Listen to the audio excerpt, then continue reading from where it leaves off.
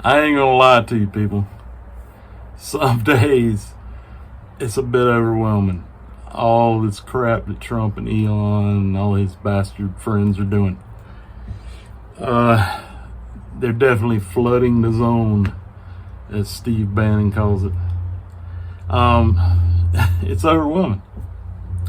You can't even keep up. I was just having a conversation with my parents just a little while ago in the car, and my dad pointed out, it's like, there's so much happening, you can't even keep track of it all. And that's a fact. You can't.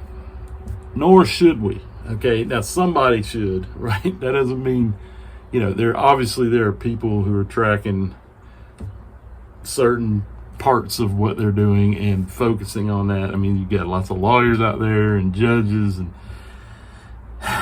politicians, that are following his every move. Some of them focused on, one particular part of it.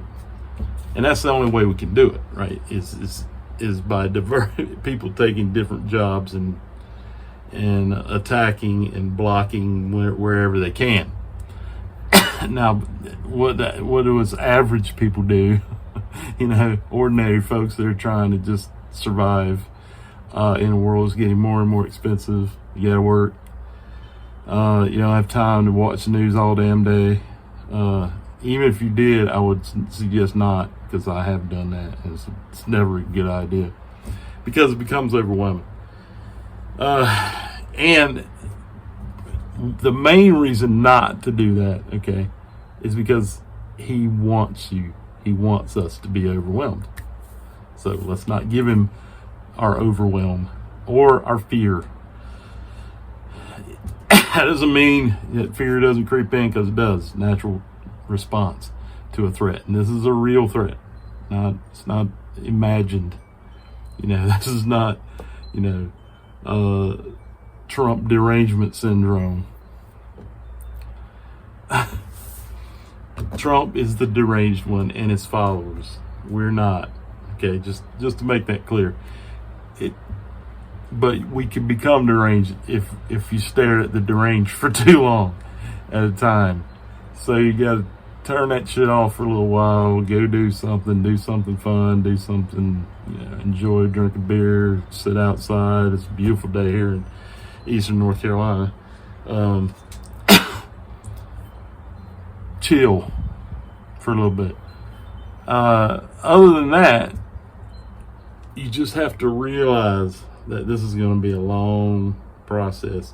And yes, he and his henchmen, I don't know, I sometimes think he's one of the henchmen because he's not smart enough to do all this stuff. It's kind of like I told my dad, it's like, he doesn't actually have a strategy. The people who wrote Project 2025, they have the strategy. That is the strategy. And they're the ones actually running the shit.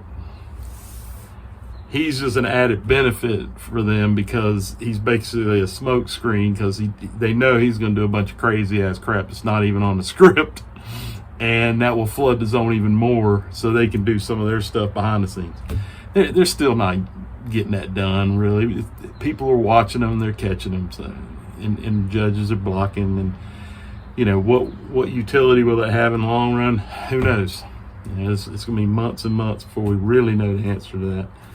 But currently he is acting as a dictator would, doing dictator things, and we just have to point it out, speak up against it when we can, protest if you have the ability or the opportunity to do that publicly, protest in person, boycott. I've mentioned that before. That's a big one. I mean, Elon's taking a massive hit because of boycotting and protests to his wealth. He's still the wealthiest man in the world after losing, I saw some figure like 340 billion or something he's lost. And he's still the richest man, which is ridiculous. But there you go. All that is helpful, but sometimes you got to take a break. You got to look out for yourself, because, if you can't keep fighting if you fight every day.